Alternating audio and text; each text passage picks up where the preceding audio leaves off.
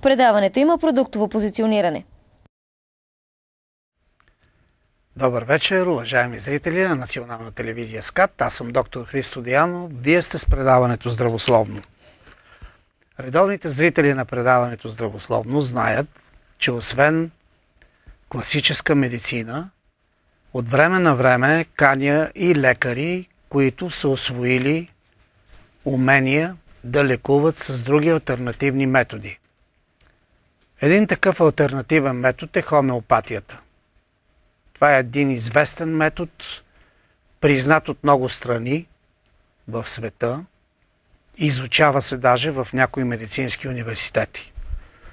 Какво представлява хомеопатията? Кои са основните принципи? Какви са възможностите на хомеопатията? Ще научим тази вечер от моя гост, а той е доктор Даниел Русев. Добър вечер. Добър вечер. Вие за първи път гостувате в студиото на Здравословно. Да, за първи път гостувам. По този начин се присъединявате към голямото семейство на Здравословно и трябва да знаете, че от тук, през това студио, са минали най-известните лекари на България.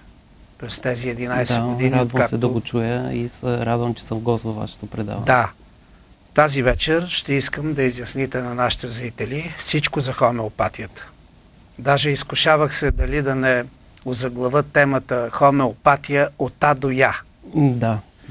Тя е толкова обширна тема и надявам се да можем в рамките на този час да засегнем основни моменти, които са Ние ще поговорим около половин час и малко и след това ще отворим ефирни телефони, ако нямате нищо против, за да задават хората въпроси. Добре.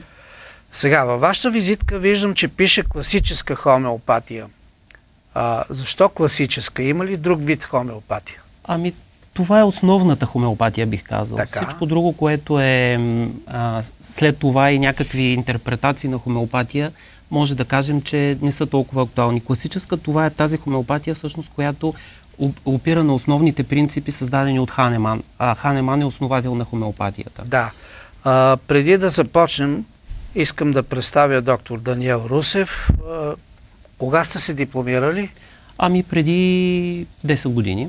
Преди 10 години сте завършили медицина тук в София или къде? Тук в Софийския университет. Софийския университет.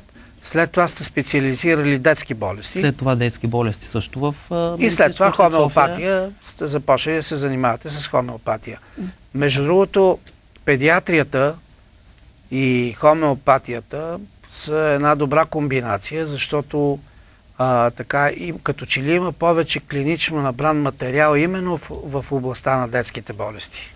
По отношение на ефекта на хомеопатичните медикаменти. Има деца, тъй като те са най-често боледуващи с някакви остри инфекции, така че често идват деца, които са първите, които се лекуват те, а след това покрай тях, когато видят добрия ефект от хомеопатията. И майките, и бабите. И бабите, и цялото семейство. Да, добре, преди да преведете някои данни от вашия собствен клиничен опит, ми се иска да кажем няколко по-общи неща за хомеопатията.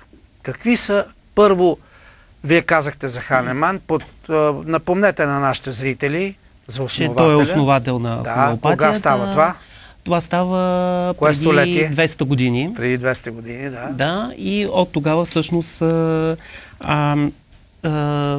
има негови много добри последователи, като Кент и много други.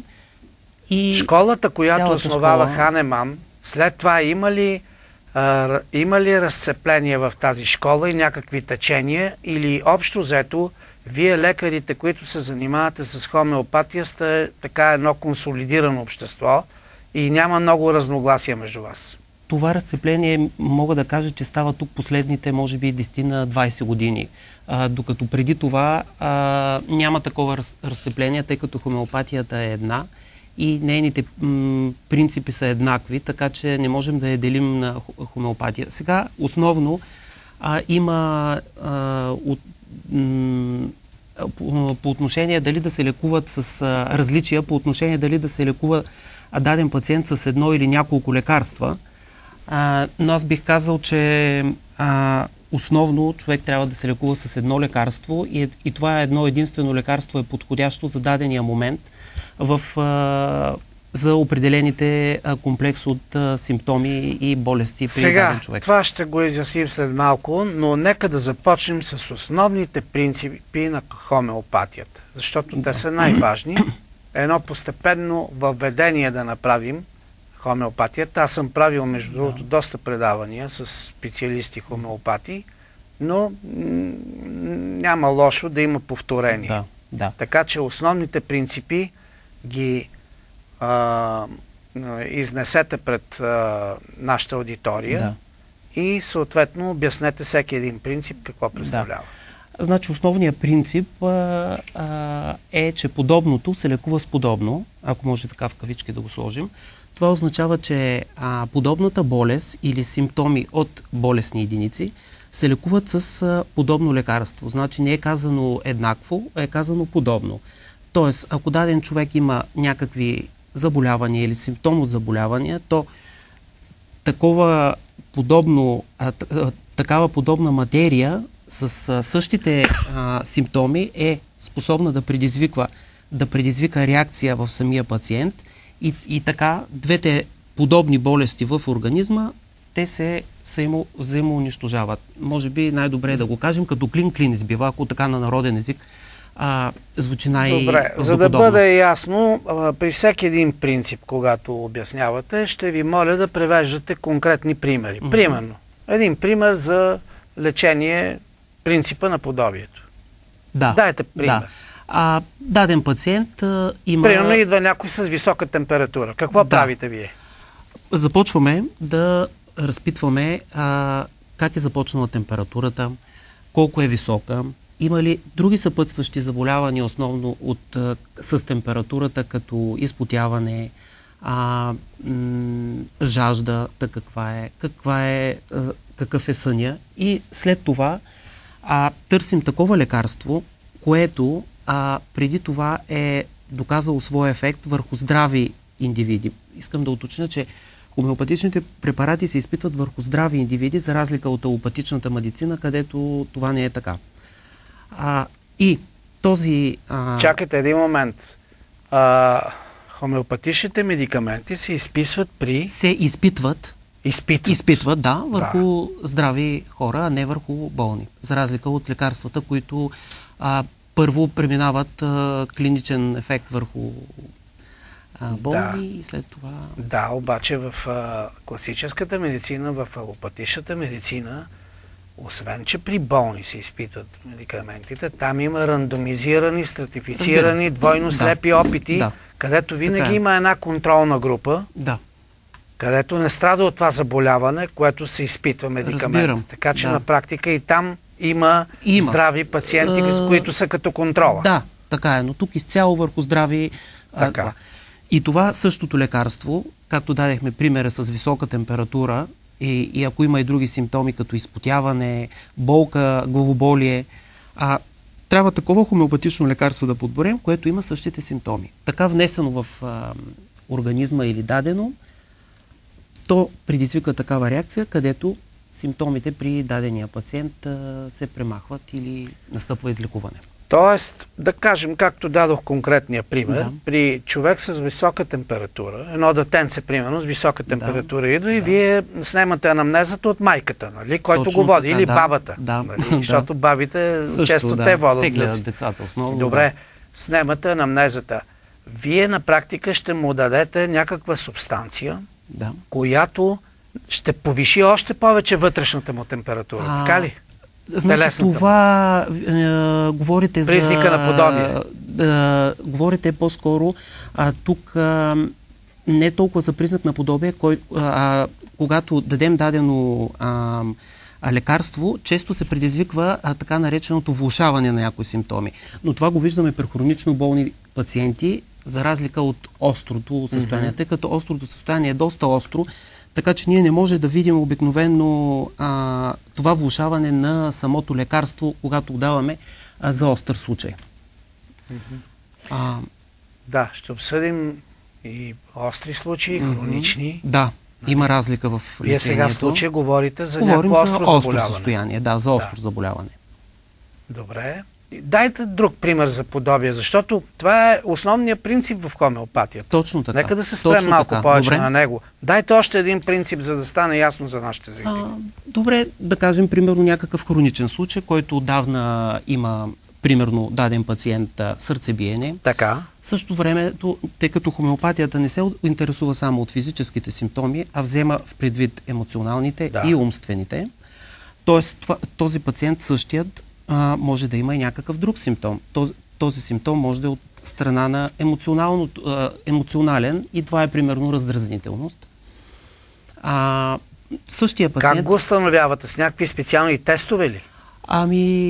Да кажем и психологическата оценка на пациента. Психологическата могат да послужат някакви тестове, но в същото... Или опита на лекаря. Да, по-важни са тук самите оплаквания на пациента и как той ги усеща. Защото хомеопатията също така една основна част работи с усещания на пациента. А това е, бих казал, доста важно пак за избора на дадения подходящ медикамент. Дадохте примера с ритъмните нарушения, но принципа на подобие тук какво е всъщност? Какво ще дадете на един такъв пациент? Че трябва да подберем такова лекарство. Примерно има доста лекарства за сърцебиене. Те са може би около 20-30 и повече. Тоест, кое от всичките ще е подходящо за този пациент, ние го избираме и върху други симптоми. Но как се вписва тук принципа на подобие? Защото сега обяснявам този принцип. Да. Какво ще да... Медикамент и субстанция, която още повече ли ще разстрои проводната система и ритм... Тези влошавания, които ние ги виждаме, всъщност се наблюдават в самото начало, в първите 10 дена, да кажем, от даването на самия медикамент. Но не е задължително във всеки случай, нали, да видим това влошаване. Всъщност, ако го видим, това означава, че е благоприятен белег. Това означава, че хомеопатичното лекарство е правилно подбрано и най-вероятно това е основното лекарство и ще видим всъщност добър ефект от него. Добре, аз ще задам един пример за да стане ясно. Аз искам да изясним. Това са риторични въпроси, които аз ви задавам. Добре, разбирам. За нашите зрители, да ги изясним. Добре. Примерно идва пациент с кашлица. Така. Какъв е принципа при хомеопатията? Вие ще потискате ли рефлекса, кашличния рефлекс и центъра за кашлица, или напротив ще го превъзбудите, за да, както казвате, клин избива? Да. Значи, когато намерим правилното лекарство за кашлица, ако то е правилно, може да предизвика влошаване на кашлицата. Така. В това влошаване се предизвика в някъде приблизително около 90% от случаите. Това говори за благоприятен белег. Тоест, лекарството, ако се влоши, за момент. За момент, да. Но влошаванията не са толкова тежки, освен при хронично болни пациенти. Тогава пък подбираме лекарство, което е с ниско разреждане, за да не получим такива влошавания. И така това лекарство, дадено при самия Сега ще говорим и за разрежданията. Да. Сега, няма ли опасност обаче пациента, който вие лекувате, когато не е дете или пък даже и дете, като е бабата и майката, като видят, че се влошава, те ще се оплашат и ще спрат това лечение. За това ние предварително казваме... Вие това нещо го информирате пациента. Абсолютно задължително, че най-вероятно при даден пациент ще има такъв вид влошаване. Добре, нека да преминем към втория принцип, основен принцип. Кой е той? Следващия... Може да даваме вече и картина. Добре. Все още има някакви проблеми технически, така че дайте да говорим. Следващия принцип е на минималната доза. Тоест, хомеопатичното лекарство е разредено и е в минимална доза, а тук също може да го сравним с алопатичната медицина. Тоест, че тук има разлики в това. Тоест, в хомеопатията, колкото е по-разредено дадено лекарство, то е толкова по-силно. И толкова повече влияе на психоемоционалното състояние, отколкото на даден физически. Сега обяснете го това обаче чисто, как да кажа, не на... Много са спекулациите в това. Не на вербална основа, доказателствата, че това е. Да. Биохимичните процеси, които настъпват, молекулярните, може би. Да, тъй като всяко лекарство претърпява определен вид разреждане, едно лекарство може да претърпи 50 000 разреждания, но при всяко разреждане има един процес наречен на динамизация, което какво ще рече? Че самото лекарство преминава през така наречените разтърсвания. Явно през тези разтърсвания на самата течност, в която то ще се разрежда след това, предизвиква някакви вътре молекулярни, както споменахте ви, и атомни и молекулярни свойства, което по някакъв начин променя самата енергийна характеристика на самото лекарство, освен разрежданията. Опитал ли се някой от изследователите и лечителите с хомеопатични способи да обясни точно какво става при тази динамизация? Има такива чисто случаи с апарати, така точка. наречени Кирлянова фотография и други подобни квантови методи, които всъщност установяват различните типове разреждания на лекарството и установяват, че те имат различен тип светения. Т.е. в гамата между жълто, червено, виолетово, което обяснява, че самото лекарство след 12-стотично разреждане, т.е. така нареченото 12CH, няма вътре атом и молекула в самото вещество, но то става абсолютно по-силно и може с много добър успех да се всъщност дава и да се дава при различни заболявания. Тоест тази динамизация променя какво тогава? Структурната решетка на водата или на водната молекула? По-скоро енергийната характеристика на самото лекарство. Енергийната. Защото една от теориите е, че водата има памет, нали, и че самото лекарство поема по някакъв начин нейната... че водата поема всъщност. Че поема, но някак няма достатъчно солидни изследвания, за да се каже, нали, че самата вода вътре по някакъв начин влияе на... Тази динамизация, може би вие пропуснахте да кажете, че в основата, философската същност на хомеопатията е това, че всеки един човек има своя жизнена енергия. Така ли? Така е, да. И тази динамизация всъщност се намесва именно в това. Да активизира индивидуалната жизнена енергия на пациента. Точно така. Ние подбираме такова лекарство, т.е. толкова динамизирано, ако така можем да го кажем, и толкова разредено, че по такъв начин, че то да съответства със собствената енергия на организма и по такъв начин да настъпи трайно излекуване на дадения пациент. Добре, това беше принципа за безкрайно малката доза. Да. Другия принцип го споменахме. Съжалявам много, обаче колегите имат технически проблеми и не можем да покажем с лаптопа нищо. Следващия принцип е, както ние го споменахме преди малко, за потенциране и динамизиране. Потенциране е самото разреждане и динамизация е самото разтърсване на лекарството, за който говорихме с вас преди малко. Принципа самото начало, следващия го споменахме, това е за доказване на лекарствата и че тук абсолютно се доказват върху здрави хора и дава се даден вид лекарство в съответни разреждания при здрави хора и се вижда какви всъщност тези симптоми ще продуцират. Именно тези симптоми след това се записват много добре в така наречените книги по хомеопатия, които се наричат материя медика и оттам, всъщност, на базата на тези симптоми, ние имаме достатъчно информация за дадено лекарство с неговата пълна гама от симптоми и какво то ще излекува. Добре. Така. И може би така още един като принцип. Да. Има един принцип, който гласи, че само един медикамент трябва да се използва. Сега тук може би вече има разнобой между вас, защото даже някои от хомеопатите приемат и допускат, че е възможно да комбинират, включително и с алопатични медикаменти.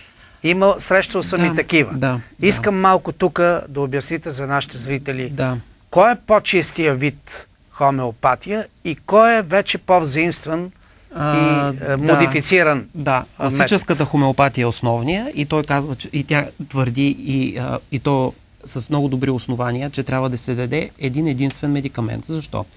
Защото ако дадем няколко медикамента за даден вид заболяване или симптома или група от симптоми, то тогава все някой от лекарствата ще повлияе. Но, какво може да се случи след това?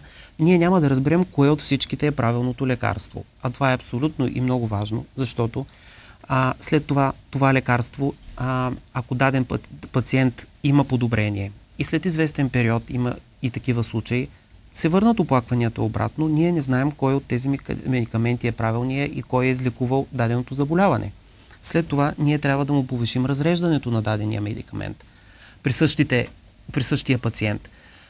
Тоест това е много важно ние да разберем кое е лекарството, което е излекувало дадения случай. Добре, но това отнема време. Лекарството бих казал, когато се изпитва върху съответния пациент, съответния медикамент, хомеопатичен. Да. Това отнема време. През това време обаче болестта може да се развие много. Зависи и за какво го даваме. Ако го даваме за по-остър случай, лекарството може веднага да отреагира.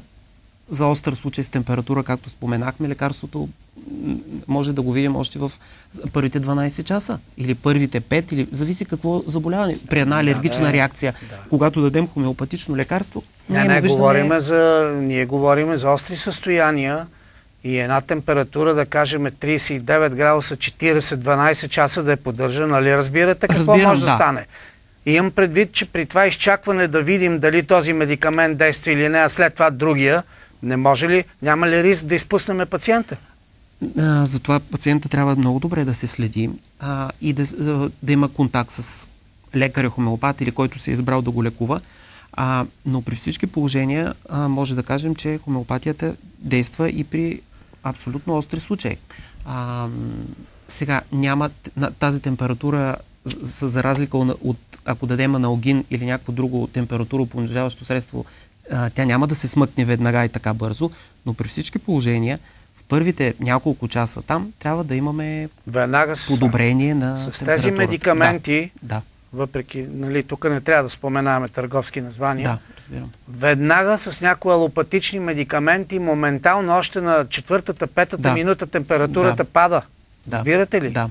Особено при деца, което е много важно, за да не получи гърч това дете. Да, разбирам, така е. Така че ето тук сблъсъка между класическите начини на лечение и хомеопатията. Да, не всички деца получават гърч. Обикновено гърчовете, фебрилните са наследствени при деца, така че много е важна анамнезата тук. При децата да попитаме дали някой в семейството няма от баща и майка, дядовци не е правил някакъв температурен гърч. Това е основното, тъй като ние вземаме в предвид и фамилната. Добре, във вашата практика, вие сте педиатър и вероятно много майки с деца идват при вас и баби и така. Да. Вие наистина поемате ли този риск да лекувате остри състояния само с хомеопатия? Абсолютно само с хомеопатия. Мога да кажа, че за дългогодишната си практика единствено до сега за такива остри състояния ми се е налагало да изписвам 2 пъти антибиотик. И то по искане на родителите. През цялото време и абсолютно мога да кажа, че хомеопатията може да се справи с всякакви остри заболявания, било то грип, било то бронхит, било ангина и каквото е. Най-трудното е всъщност да се намери правилния хомеопатичен медикамент. Нека да направим едно резюме за още веднъж основните принципи. Значи принципа на подобието, принципа за едното лекарство, точно така. Принципа за безкрайно малките дози, точно така. Още някой принцип? Принципа за индивидуализация, ако така го кажем. Да, че може, че всеки пациент е индивидуален с неговите си симптоми. Този принцип и в алопатичната медицина е на лице. Разбира се, и все повече и повече вече се говори за индивидуализиране на терапията. Да, мисълта ми тук е друга, че когато при същия пациент, който има същите симптоми, но дори само един различен симптом, то тогава хомеопатичното лекарство се променя. Тоест, тук не може да кажем, че при дадена болестна единица, която е създадена в алопатичната медицина, ние използваме няколко лекарства или там едно. Това не важи тук за хомеопатията.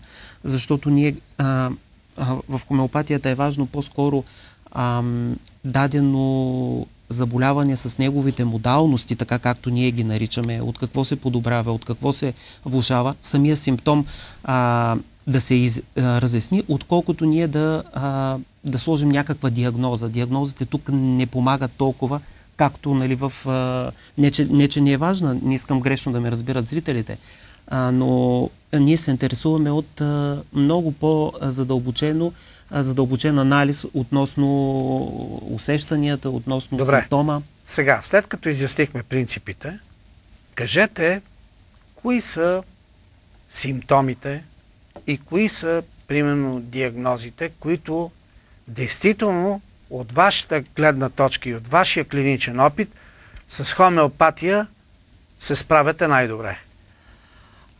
Кои състояния? Да започнем от децата.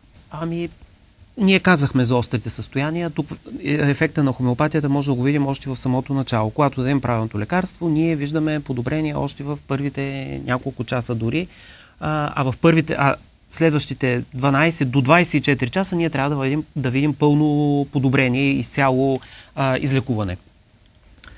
Други състояния, които при деца, затлъстяване, има много добри успехи. Болести на ендокринната система също с много добри Добре, успехи. Когато има дефицит, да кажем както при захарен диабет, за стомашната жлеза, не секретира достатъчно с инсулин. Точно така. Хомеопатията може ли да се намеси тук? Когато има дефицитни състояния. Точно както така. И други ендокринологични проблеми. Точно така. Тук вече наистина няма как, защото хомеопатията трябва да има даден орган, неговата функция да е изцяло запазена и само тогава ние може да повлияем с хомеопатичното средство върху дадения орган. Когато изцяло даден орган не работи, и, примерно когато става въпрос за диабет и задщитовидната и когато панкреаса не продуцира инсулин въобще, тук няма как и няма възможност. Може да даваме хомеопатично лекарство, но не може специално да дадем такова с цел да излекуваме диабет. Вие казахте ендокринологични болести, но същото се отнася, да кажем, и за заболявания на надбъбречните жлези, щитовидната жлеза, хипофизата. Даваме такова хомеопатично лекарство, което като се даде, което има отношение към тези заболявания, да можем да намалим дозите на съответния хормон. Тоест, вие с хомеопатия диабетици не лекувате? Захарен диабет тип 2 говорим. Да. И тип 1 пък още повече. Пак ми е трудно да кажа, защото най-вероятно този пациент може да има други заболявания, други симптоми. Обикновено винаги е така. Да. Никога така не че не може да кажем, че този пациент е болен от диабет и ние ще лекуваме само диабета. Той може да има и много други неща. И ние с хомеопатия, с хомеопатичното лекарство да подобрим общото състояние на пациента, а не само диабета му. Тоест диабета му дали ще се повлияе или не, зависи от много неща. Добре. Идва пациент с високо кръвно налягане, хипертоник. Така. Принципа на подобието означава, че вие трябва да дадете някаква субстанция и медикамент, с което още повече малко да му повишите кръвното. Така ли? Така се случва, но пак казвам, при остри състояния, той може да получи удар, защото това е остро състояние. Разбирам, това е остро състояние. При остри състояния това влошаване не се наблюдава. Тъй като болестта е толкова остра и е толкова, както казахте вие, високо кръвно. Ние не говорим за хипертонична криза, което е остро състояние, а говорим за една хронична хипертония. Човек с високо кръвно налягане, да кажем 180 на 110. Разбирам. Идва при вас, пил е много медикаменти, цели шепи и решава да се лекува хомеопатично. Да. Обикновено хипертониците, които идват, те са с цяла шепа с лекарства за високо кръвно. Нашата идея тук е друга. Когато дадем лекарството, най-вероятно при такъв пациент ние ще подберем лекарство в ниско разреждане. Тоест, ще дадем такъв медикамент, който няма да се взема еднократно, а ще се взема 1-2 пъти на ден в продължение, да кажем, на месец. И по този начин, чрез малък стимул от енергия, който даваме на съответния пациент, ние няма да видим това влошаване, а тъкмо обратното. Ще видим постепенно подобрение, смъкване границите на високото кръвно и оттам идеята е да намалим лекарствата за кръвно при самия пациент. Наемате ли се, да се върнем на острите състояния, да лекувате с хомеопатични медикаменти хипертонична криза? Много добър успех Бих казал, защото съм имал Имате такива случаи случаи с високо кръвно. Обикновено това са пациенти, които ги познавам. Говоря за личната си практика. И са ми се обаждали по телефона, казвали са ми дори някои от симптомите, така че мога да дам съвет. Естествено и в кабинета са идвали, но пак казвам, пациентите гледат първо да отидат на лекар, на конвенционална медицина да използват, отколкото да се доверят изцяло на хомеопатията. Примерно, нали, те са вече са изели съответния медикамент за криза и след това се обаждат или идват да дадем някакво лекарство, което... Тук е момента, тъй като действително това са състояния, където винаги може, така са високо рискови болни. Да. Защото хипертонията, и нашите зрители го знаят, така е, да. Особено хипертоничните кризи и така нататък, са състояния, които могат да доведат до мозъчен инсулт и хеморагия или изхемичен мозъчен, или пък и инфаркт на миокарда. Да. От юридическа гледна точка, как е уреден въпроса с хомеопатията в Закона за здравето? Знам, че има един член 166, да. алинея 1 и 4, която урежда малко този въпрос. Да, доколкото знам последно как се е развило това с нелекарите хомеопати в България, които, доколкото знам, нямат право да практикуват медицина. Трябва да си лекар и след това да имаш официално да можеш да практикуваш хомеопатия, където до някъде смятам, че е добре. Примерно други държави като Англия, за Франция не, могат да и често практикуват не лекари. Има ли специализация по хомеопатия, школувана, университетска, тук в България? Вие през каква специализация преминавате лекарите хомеопати? Говорим за хомеопатия. Вие сте си отдел. Да. Всеки един от вас има някаква специалност медицинска, нали? Както вие педиатри. Да. Но хомеопатия къде сте специализирали? Значи искам да кажа, че едно от най-добрите места, където за специализация, аз съм специализирал в Гърция и е близко до България. Това е едно от най-добрите места за специализация и съветвам всеки, който възнамерява да се занимава с хомеопатия, да не преминава през някакви курсове, които са половинчати, а директно да използва Международната академия по класическа хомеопатия в Гърция, на остров Алонисос се намира. И всъщност да добие там едни по-здрави и фундаментални основи на хомеопатията. Питам ви, доктор Русев, защото в България, вие много добре знаете, че има монопол по отношение на хомеопатичната подготовка на лекарите. Тук и медикаментите, които се разпространяват от една фирма с френско название. Знаете? Да. Нали е така? Има монопол. Така е. Никой не е могъл още да го разбие този монопол. Да. Така. Тази фирма преди години е била така в много конфузна ситуация във Франция, след като се установило, че един лекар, който те са подкрепили като научно изследване, е направил научна измама и след това тя е претърпяла доста така, как да кажа, критики от научната общност. И точно в този момент тя идва и в България. Това нещо не се знае от хората тук. Но тя е била тотално оплюта, защото е застанала зад един проект, където е имало изключително имало е лъженаука. Разбирате ли? Може би сте чували за това име. Ами да, сещам се, нали, за какво говорите. Не знам колко е доказано и колко не, но както виждам, вие имате някаква информация. Може би тук е редно да споменем, че става въпрос за Жак Бон Венист. Това име не може да не сте го чували.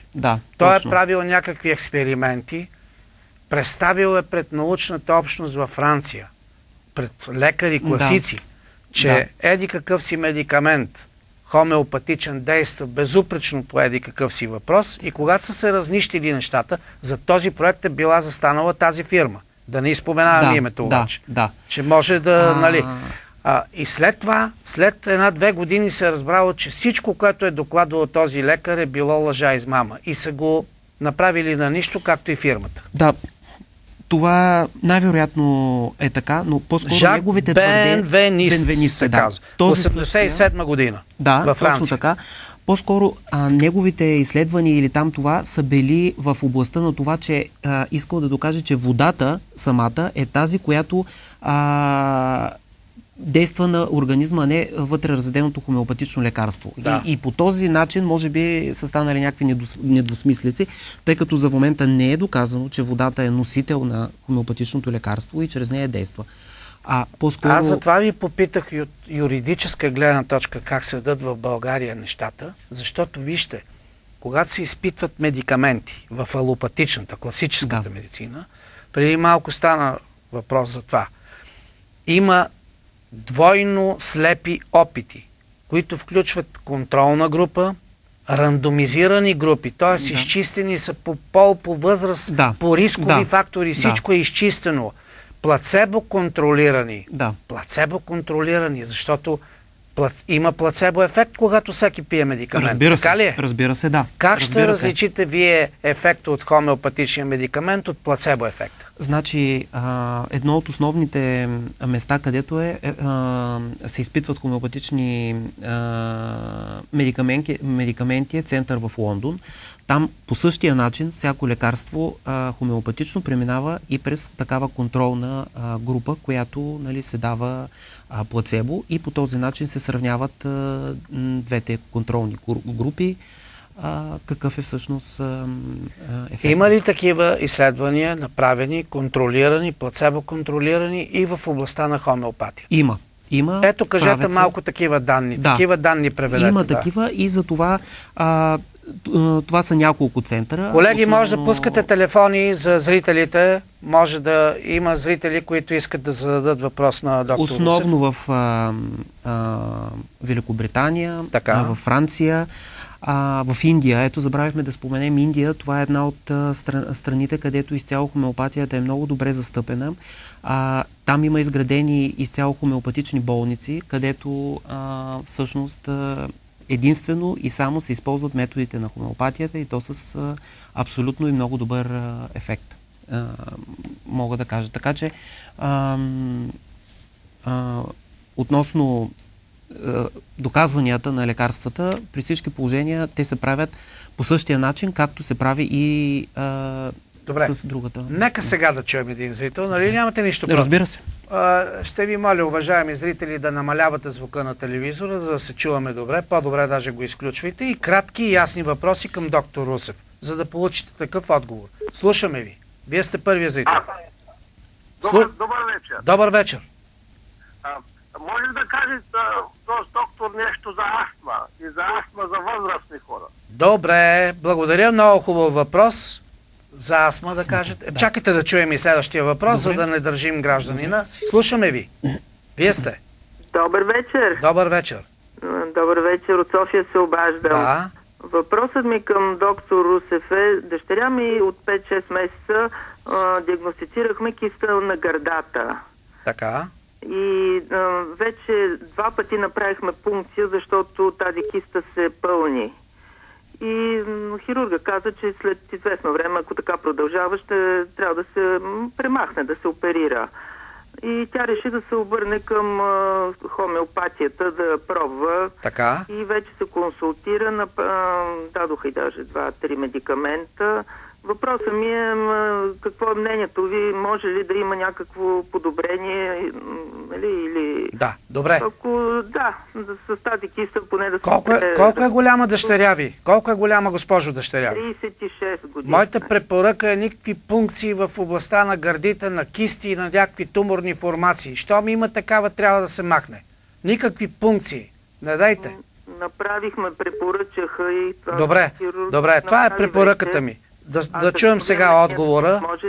Слушаме ви. Да. Значи за астмата и за киста на гърдата. Добре, относно астма, най-вероятно тази астма при пациента е от години. Тоест, ние трябва при този пациент много добре да разпитаме какви медикаменти взема. Добре, разпитвате го, установявате всичко. От тук нататък. Да, от тук нататък ние трябва да премине самия пациент при така нареченото хомеопатично интервю. Какво означава? Това означава, че ние трябва да снемем всички симптоми и заболявания на пациента от детството до сега и да разберем астмата е част от случая, нали, част от симптома. Нищо различно няма от добрата анамнеза в алопатичната медицина. Да. Там това също включва и в класическата медицина, добрата анамнеза включва това нещо. Да. Какво е различното тук? Различното е, че се питат, освен физическите симптоми, и други неща. Дали има емоционални и умствени, плюс това, каква е жаждата на пациента, какъв е неговия сън. Това също се пита и от всички. Какви са... Обикновено тези, които имат вече психически отклонения, те не си признават, че имат такива. Разбирам. Така че и да ги питате, и да не ги питате. Да. Какви са неговите предпочитания към храна? Какво обича да яде, какво не обича? Това е ясно. Всякакви неща относно, ако говорим дори за астмата самата, как се подобрява тази астма? Топло, студено, при лежане, при всякакви други състояния. Алопатичната медицина, имате ли субстанции, които действително могат да подобрят състоянието на астматично болния? Особено когато е в статус астматикус. Когато непрекъснато влиза когато е за остро състояние, най-вероятно ще бъде даден един медикамент, ако получи хомеопатичен. За другото състояние, когато се даде хомеопатичното лекарство и то бъде правилно избрано, когато и се получи подобрение, тук е идеята вече да може лекарствата, които взема за астмата или лекарството, да бъдат намалени. Малко по-кратки отговори ще ви помоля, тъй като има за кистата на гърдата. За кистата на гърдата, значи, моят съвет е тук, и както и вие казахте, нали, да се извърши някакво хирургично лечение, но тук трябва да се попита също за менструалния цикъл при жената, тъй като това е ендокринна система, и да се снеме същото интервю и същите симптоми и да се назначи правилното хомеопатично лекарство. Следващия. Тоест, за всяко едно нещо има хомеопатичен медикамент. Това искате да кажете, нали? Да, но той се определя не само върху дадената болестна единица, астма, киста, или симптома, а общо и това други. Това е холистичният подход. Точно така. Това е холистичният, цялостният подход. Добрият лекар алопат също трябва да има холистичен подход. Да, абсолютно сте прав. Така е. Абсолютно сте прав, което не знам дали се вече прави или извършва. Прави се, защото има добри лекари много. Следващия зрител, вие сте. Слушам ви. Ало? Слушам ви, госпожо, да. Доцент Диянов. Да, кажете. Нека този човек, който се обади за астма, да се обади на моя телефон, ще му кажа аз как се излекувах за 7 дни. Добре, по някакъв начин пратете координати на телевизия СКАТ и ще се свърже този човек с вас. Слушаме следващия зрител. 57-137. Добре. Ето, човека чу, записа. Следващия зрител, вие сте. Слушам ви. Слушам ви. Доцент Даянов ли? Да. От Самоков се обажда. Нали знаете, че съм професор вече, но айде, давайте. Казвайте. Да им учите. Да, застани. Говорете. Говорете. От Самоков се обаждам. Добре. Добър вечер на предаване. Добър вечер. Искам да попитам вашия гост. Така. Равновесие и замаяност лекува ли се с хомеопатия? Добре. Тоест, световъртеж, нали? Вертиш, както е на френски. Да. Лекува ли се успешно по хомеопатичен път? Лекува се. Много случаи имам и от личната си практика, които много добре се повлияват с хомеопатично лекарство. След колко време се повлиява един такъв пациент? Когато дадем дадено хомеопатично лекарство, в рамките най-вече, ако говорим за хроничен случай, за по-отдавнашни оплаквания, в рамките на месец до месец и половина ние изчакваме действието, ефекта на хомеопатичното лекарство. Доктор Русев, вие знаете много добре, че една от основните групи причини за световъртежа въобще, особено при по-възрастни хора, това е атеросклерозата. При положение, че съдовете имат органични изменения и че на практика има дефицит на кръвоснабдяването до съответната тъкан или да кажем, както е вестибуларния апарат във вътрешното око, в средното и така нататък, тогава по какъв начин вие ще въздействате върху този органичен процес, който вече е напреднал с хомеопатичен? Тогава няма как. Ако наистина процесът е напреднал и има атеросклеротични плаки и те са... тук вече състоянието е необратимо. Ние не може с хомеопатия да върнем необратимите състояния. Затова ви питам, нека да бъдем честни и откровени с зрителите. Да, както и може би забравихме да споменем, когато става въпрос за хирургични заболявания. Ако примерно има някъде нещо и се налага хирургично отстраняване, това никой не го отрича. Защото, вижте, трябва да сме много честни с хората. Разбира се. Националната здравноосигурителна каса не е предвидила пътеки за хомеопатично лечение. Така ли е? Тук искам, даже така е, в България е така, тук искам да спомена, примерно, че в Германия хомеопатията е много добре застъпена и част от здравните каси поемат и хомеопатичното лечение. Добре, нека да чуем следващия зрител. Вие сте? Слушаме ви. Вие сте? Слушам. Ало? Да. Ало? Слушам ви. Говорете. Добър вечер. Добър вечер. Добър вечер.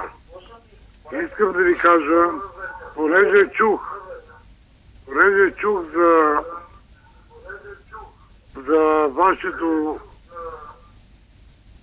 много се извинявам, просто че... Следващия зрител. Нямаме време да... По-бързичко. Вие сте? Ало, докторе. Слушам. Ами питам за епилепсията, какво може да се направи? За епилепсия? За епилепсия да кажете нещо? Епилепсията е едно от значително по-трудните състояния, които би се овладявало с хомеопатия. Тук пак е, ако пациента е на много не на монотерапия, а има включени много медикаменти. Тук е идеята, тъй като много от тях имат много странични ефекти, идеята е тук с хомеопатия, ако видим някакво подобрение, да почнат някои от медикаментите да му се намали дозата. Ако говорим за епилепсия. Но само при условие, че видим... приемате тук вече комбинация с алопатични медикаменти и хомеопатични. Разбира се, не може в този случай да спрем медикаментите изцяло и да кажем, да, ето го лекарството. Тогава нарушават един от основните си принципи. Това е един медикамент. Нали? Това беше един от основните принципи. Да, един хомеопатичен медикамент. Става въпрос за това, а не за... Не изключвам другите медикаменти. Вие хомеопатията сте доста... Не.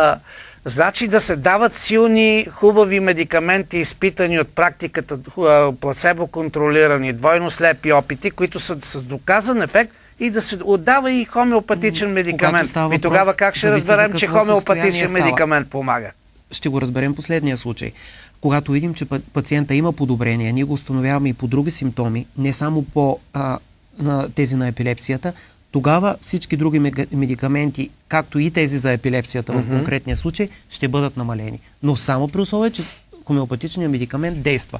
А как действа, има методи, с които ние го разбираме. Кои са, примерно, сърдечно-съдовите заболявания, които се подават, според вас, разбира се, от вашия опит, най-добре на хомеопатично лечение?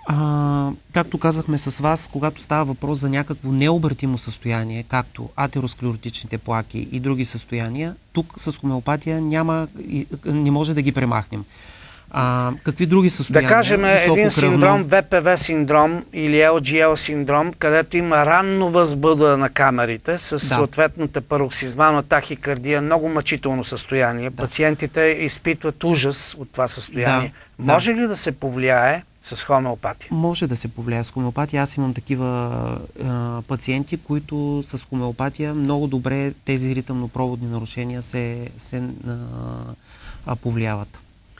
Но вие знаете, че в ВПВ синдром, пък и в LGL, там има едно допълнително клонче, нервно клонче, така че на практика там има и органично изменение. Как с хомеопатията ще ликвидираме този проблем? В конкретния случай вие говорите за това. Сега моите пациенти, които са били с ритъмно-проводни нарушения, не са имали този проблем, но всякакви други сърцебияния и могат много добре да се повлияят. Сега искам да ви попитам, накрая сме вече, и още нещо. Вероятно имате много пациенти, майки с дечица, които идват при вас и казват, тъй като има много силно антивакцинално движение в България и в света въобще. Да. И те идват при хомеопатите и казват, докторе, аз не искам да имунизирам моето дете въобще с никакви ваксини.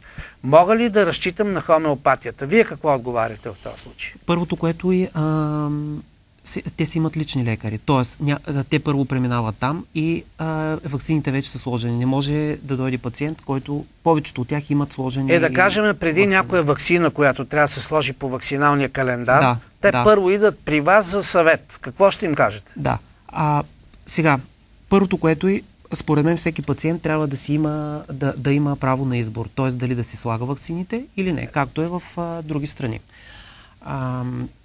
Този принцип е ясен и на практика той съществува, въпреки че законово има задължителни и препоръчителни ваксини. Да, принципно да. Но много голяма част от населението, да кажем от ромското население, въобще не водят децата си да си вакцинират. Принципно да. И нарушават този закон. Така че в случая... Какво е 200 годишното назад мнение относно вакцинациите? Е това, че ваксините по някакъв начин потискат имунната система. Ние това го виждаме и на практика. Тоест, какво се случва? Едно от първите основни странични ефекти, които виждаме, е вдигането на висока температура. Казвам, не веднага след или малко след самата ваксина, и оттам тази температура продължава в едно хронично състояние, което продължава години наред. Това е едно от нещата. Не, при много от вакцинациите не е така хронично състояние, което продължава години наред. Както и да няма да спорим, защото нямаме време. Да, казвам част от тях, но доктор Русев, всички други. Вие знаете много добре, че с ваксините са излекувани, не профилактирани милиони хора по света. И на практика заболявания като полиомиелит, тежко неврологично заболяване, не говорим за вариолата и така нататък, са ликвидирани. В България няма полиомиелит, именно заради вакцинациите. Прав сте, но това... Туберкулозата, точно така. хепатитите. Да, съгласен съм. Но какво става? Голям успех. Това потискаме едно заболяване и се появяват другите. Вие знаете много добре, че в момента има много заболявания, които не се лекуват, като рак. Можете ли да докажете, че рака се получава именно защото са правени вакцинации за полиомиелит? Това е една от теориите, която ние забравихме да споменем, че... Добре, следващия път. Нямаме време, но само ще ви кажа, че примерно един хепатитно болен е много по-предразположен след това срещу рак на черния дроб, отколкото един човек, който не е развил хепатит заради вакцинацията. Разбирате ли? Хепатит Б. Но идеята тук е тази, че ако потиснем едно заболяване и се появи друго на по-дълбоко ниво, може би следващия път ще споменем за тези нива на здраве. Ще споменем, защото ще имаме възможност да покажем. Ще видим, че това го виждаме и в нашата сама практика. Ако имам даден кожен обрив... Нямаме време. Приемаме извиненията на колегите за това, че имаше технически проблеми и не можахме да покажем. По-нататък пак ще ви поканя да изясним много неща. Нарочно и поставихме малко по-остри ситуации, за да изясняваме проблемите. Защото така трябва да стане ясно пред хората. Нали вие лекувате остри ситуации? Разбира се. Ето и аз така се опитах да ви поставя в по-екстремни условия. Благодаря за вашето участие. Благодаря, уважаеми зрители, за това, че бяхте с предаването Здравословно, а сега останете с програмата на телевизия СКАТ. Всичко добро! В предаването има продуктово позициониране.